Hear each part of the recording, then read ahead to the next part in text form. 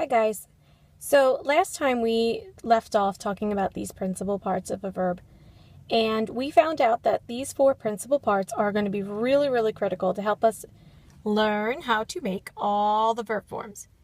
So we also took a look and saw that the second principal part here is the one that gives us a lot of information. It tells us the base root of the word, like the mothership. It ends in RE. By itself it translates as to. And it'll eventually be the base for making the present, imperfect, and future tenses. But in addition, the infinitive is really important because it is going to tell us the conjugation or the group for the verb. And we know that there are 4 conjugations of the verb. First ends in ARE, second ERE with the macron, third ERE no macron, fourth IRE. This is going to influence how they are conjugated because our connecting vowel is going to be dictated by this. So we're going to start taking a look a little bit more about these today. First things first, we're going to set up this in our notebook. This is going to be a little flat book to help us learn all of the patterns that there often are for verbs and their principal parts. Now, the conjugation we know is told by the infinitive, and these patterns of the conjugations are going to help us. So let's tape this in.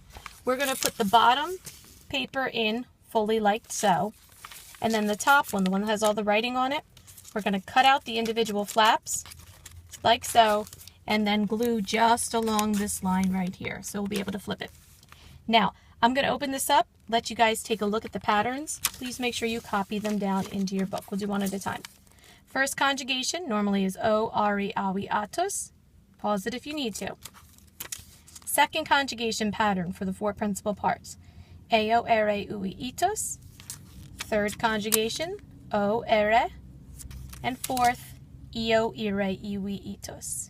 Make sure you copy these down. Now, these principal parts are going to help you determine what conjugation it's in also. So our next activity is actually going to be taking a look at verbs and all their principal parts. Here we have the first 4 principal parts of a verb, actually all 4 principal parts of a verb. Remember that it's the second one, the infinitive, that tells us how the verb is going to fit into its conjugation. So on this activity, I'm going to ask that you guys take a look and try to determine which conjugation the verb belongs to based upon this ending here. For example, this ARE ending is going to let me know, if I go up here, that it is a first conjugation verb. There's the ARE. So give it a shot. Take a look at all of those examples. In addition, your next activity, ladies and gentlemen, is going to look like this. And I apologize that it's a little wrinkled. Here I have given you guys the first 2 principal parts of a bunch of verbs. There are 12 verbs here. Count each of these 2 things together because this is the first and this is the second principal part of one verb.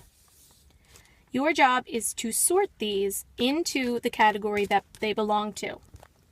For example, our first verb here is ignoro are. Based upon that ARE, I know that its infinitive tells me that it's a first conjugation verb.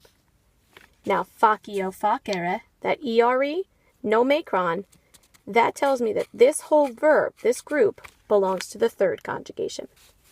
So give it a try, put it into your notebook. Also make sure that you are practicing the Socrative that I'm sending the reminder out for right now also. Be good, guys.